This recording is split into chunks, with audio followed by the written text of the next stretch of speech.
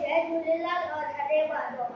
मां जबलपुर जावदार चौक में रहंदो आहियां और मुंहिंजो नालो दीपा गिरवाणी आहे और मां तव्हांजे साम्हूं हिकु कविता पेश करणु चाहियां।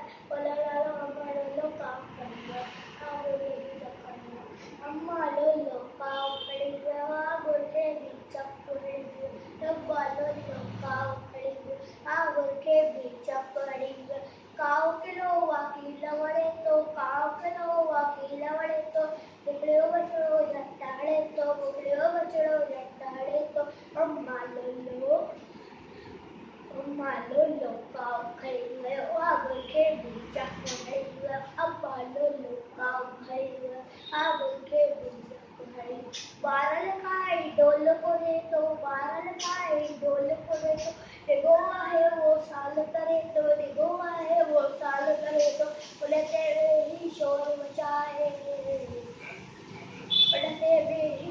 मचाए काका करे कलर खाए।